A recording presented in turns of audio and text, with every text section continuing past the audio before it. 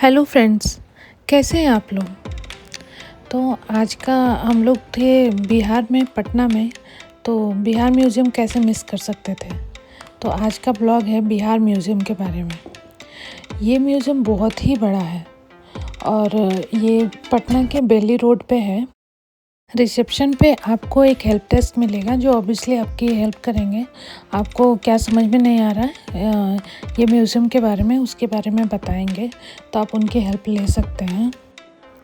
ये museum almost 13 acres में बनाया गया है, जिसकी लागत ऑलमोस्ट 498 करोड़ या ऊपर नीचे है।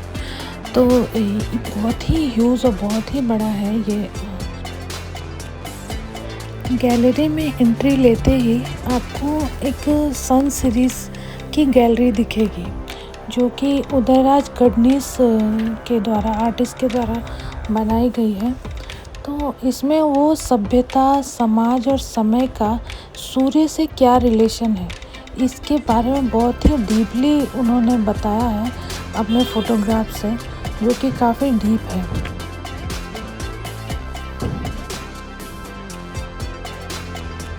अगर आप स्पिरिचुअलिटी के थ्रू समझें तो अलग अलग सिविलाइजेशंस में, जो कि हड़प्पा, सिंधु, आर्य, इस तरह के जितने भी सिविलाइजेशन है, उसमें सूर्य की स्थिति, उनका पावर अलग अलग तरह से दिखाया गया है।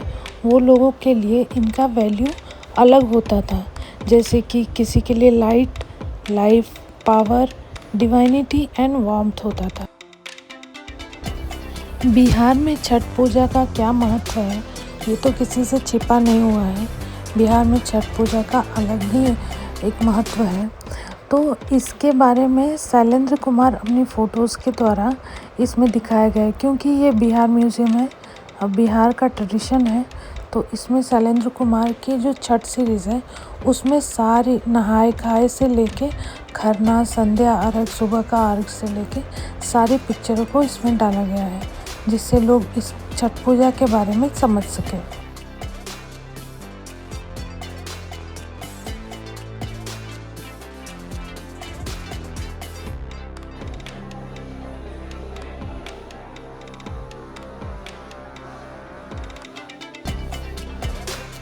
इसको ज़रूर पढ़ें आप, इससे आपको समझ में आएगा कि यहाँ जो खूबसूरत कलाकृतियाँ दिखाई गई हैं, जो कि हैंडमेड बनी हुई हैं, इसके पीछे कवि कहना क्या चाहता है, क्योंकि ये दिखने में काफ़ी खूबसूरत है।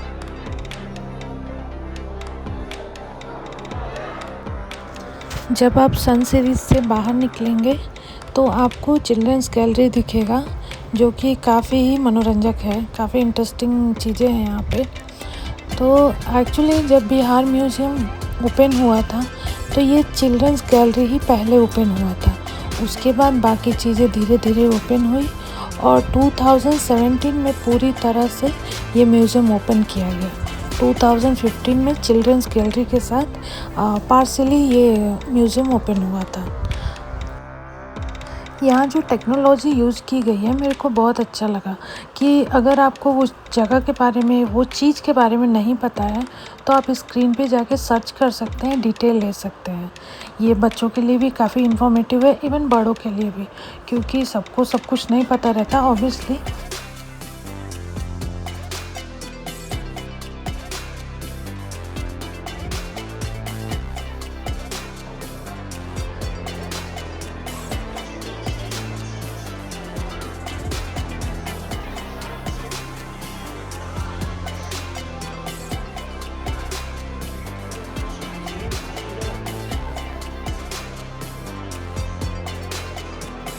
गैलरी में जितना ही आगे बढ़ते जाएंगे, आपको अलग अलग चीज़ें दिखाई देती जाएंगी।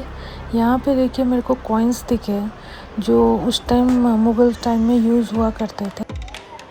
गोल्ड कॉइन्स को मुहर और चांदी के कॉइन्स को रुपया और तांबे के कॉइन्स को पैसा कहा जाता था।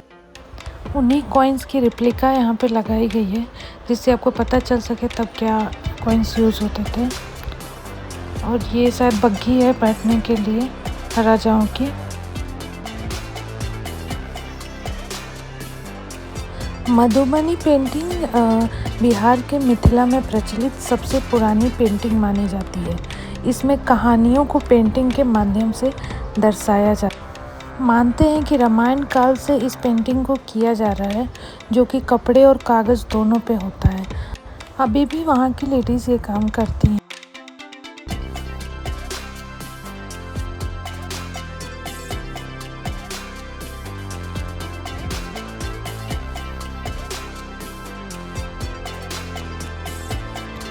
अभी हम लोग अलग गैलरी में आए हैं जिसमें 4 लाख BC से 200 ईसा BC के टाइम की जो ब्रोंज से स्टोन से बनाई गई मूर्तियां हैं, जिसमें बहुत सारी टूट गई हैं, बहुत सारी अच्छी हैं, तो उसको यहाँ पे दिखाया गया है।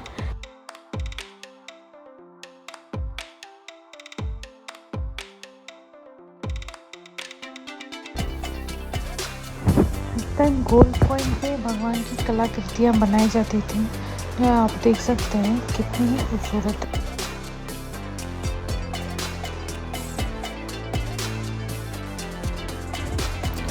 डेट्स तो आप देख ही रहे हैं। मूर्तियों को तब से अब तक संरक्षित करके रखना ही अपने आप में बड़ी बात है, क्योंकि आप सोच ही नहीं सकते हैं बस कि तब कैसी मूर्तियाँ बनाई जाती थी, तब क्या होता था, क्योंकि तब की सारी मूर्तियों में एक स्टोरी होती थी।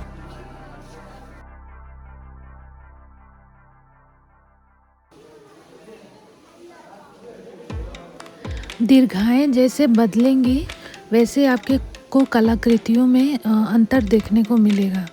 ये शायद शिकार करने के लिए या फिर युद्ध में यूज़ होता था। और इस तरह से जो भी मूर्तियां हैं, ये ब्रेसलेट्स हैं उस समय के जो राजा पहनते थे, इन सब में आपको थोड़ी सी डिफरेंस देखने को मिलेगी जो कलाकृतियां थी उनके बनावटों में। इस दीर्घा में आपको जो कुछ भी मिलेगा वो पुरातत्व विभाग से बिहार से मिले हुए चीज़ें हैं। ये मछलियों को आप देख रहे हैं, ये बिहार में शादियों में दी जाती है लड़की की तरफ से लड़के की फैमिली को, चांदी की मछली है।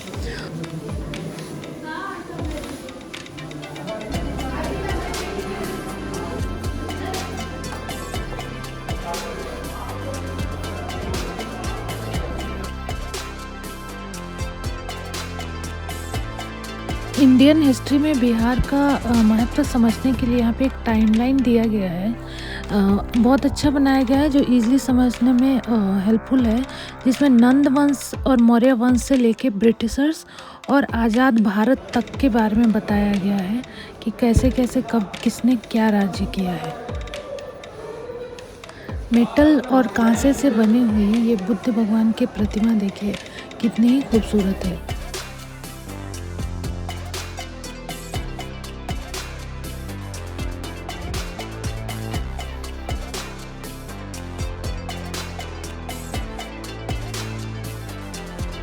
म्यूज़ियम काफ़ी बड़ा है। आपको एक साइड के संग्रह ख़त्म करने के बाद दूसरे संग्रह देखने के लिए थोड़ा चलना पड़ेगा, थोड़ा मेहनत करना पड़ेगा।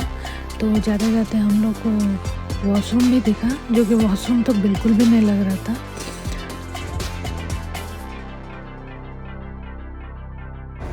यहाँ पे हर एक कोने में स्कूल स्टूडेंट्स ही दिख रहे थे। इससे ये पता चल रहा था कि ये कल्चरल ट्रिप्स भी आते रहते हैं स्कूल से हमेशा यहाँ।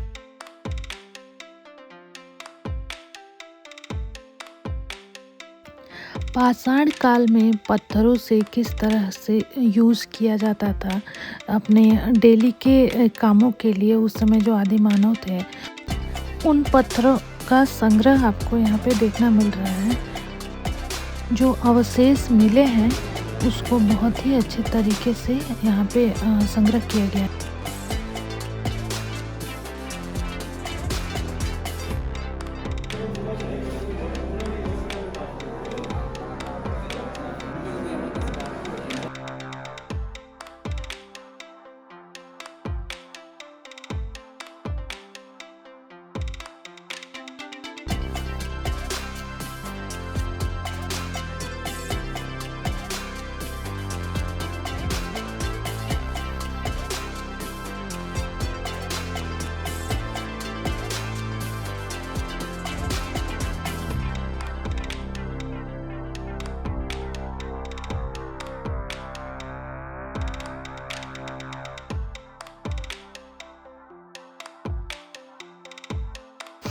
भगवान बुद्ध को स्पिरिचुअलिटी का गुरु माना जाता है।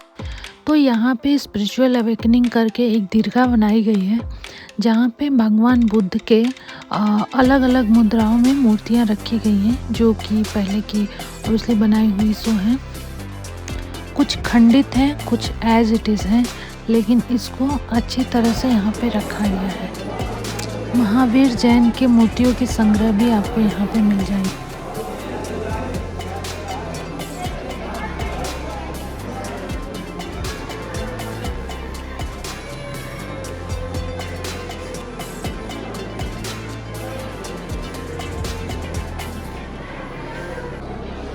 इस मूर्ति से तो आप परिचित ही होंगे। ये भगवान बुद्ध की जो बोध गया में अशोक के पेड़ के नीचे जहाँ पे उन्होंने अपना ज्ञान प्राप्त किया था, उसकी मूर्ति है।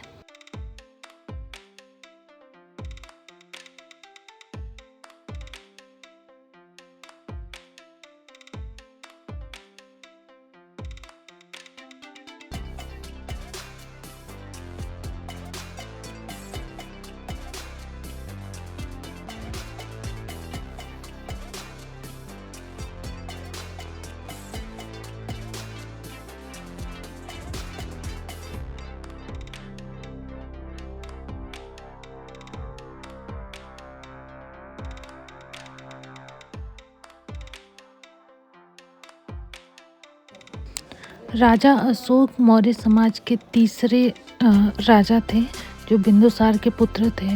वो एक महान राजा थे और लेकिन कलिंगा के युद्ध के बाद जब उन्होंने जीत हासिल की, लेकिन उनका मन शांत नहीं था, क्योंकि जब उन्होंने देखा कि एक युद्ध जीतने के लिए इतना लोगों को मरना पड़ता है, खून सब कुछ, तो वो बुद्धिज़्म के राह पे निकल गए और उसके बाद उन्होंने शांतिपूर्वक आगे की अपना राज्यकाल पूरा किया।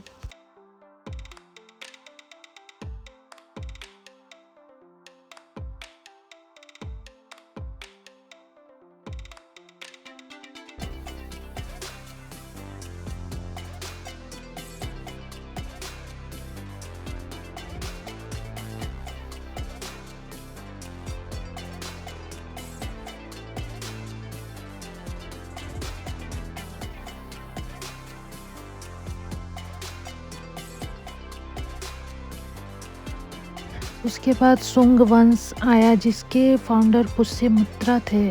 फिर गुप्ता डायनेस्टी, जो चंद्रगुप्त सब कोई जानता है। फिर वर्धन डायनेस्टी, जिसके फाउंडर प्रभाकर वर्धन थे। उनके कार्यकाल में क्या क्या हुआ, क्या क्या मिले अवशेष हैं, जिसका संग्रह यहाँ पे आपको देखने को मिला। उन लोगों ने भी बुद्धिज़्म को बढ़ावा दिया था, जिसके चलते आपको ये सब स्पिरिचुअलिटी से रिलेटेड चीज़ें आपको देखने को मिलेंगी।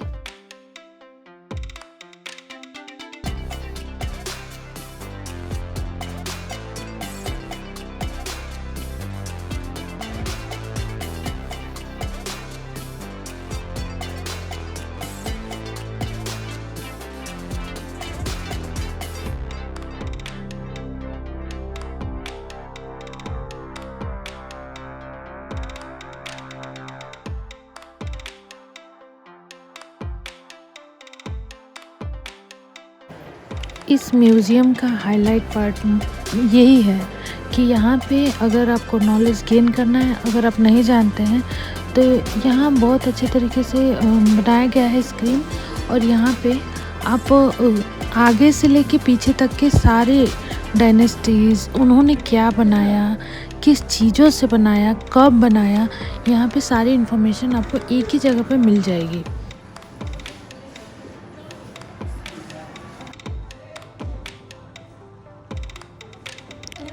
पटना में आने वाले कई सारे प्रोजेक्ट्स की यहाँ पे कॉपीज़ रखी हुई थी कि आगे और क्या क्या भी बनने वाला है यहाँ पे।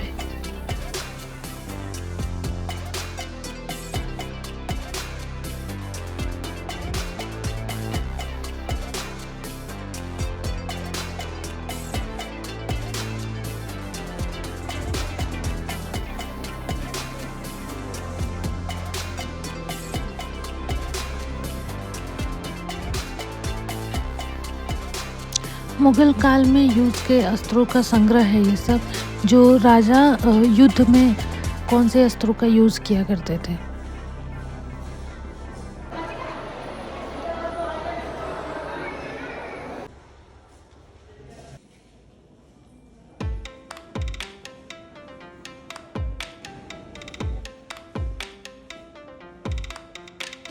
महाभारत से आ रहे शतरंज का खेल तब के राजा लोग भी खेलते थे।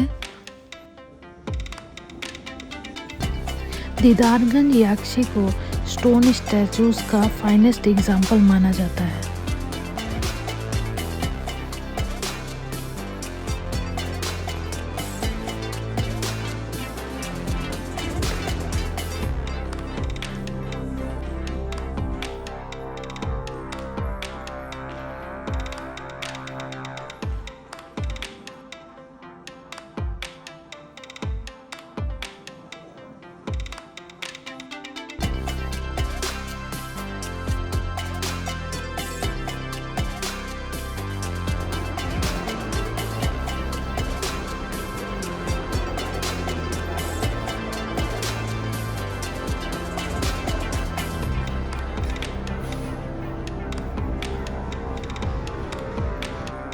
ब्रह्मदेव राम पंडित द्वारा बनाया हुआ ये ब्यूटीफुल क्ले कलेक्शन है।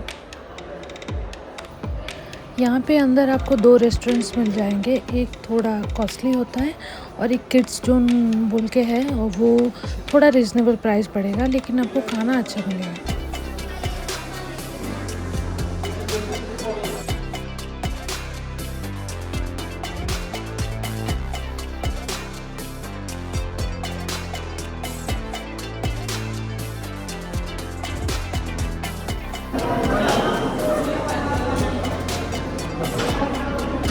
बहुत ही रिजनेबल प्राइस में था और आपके सामने ही बनाते हैं वो लोग।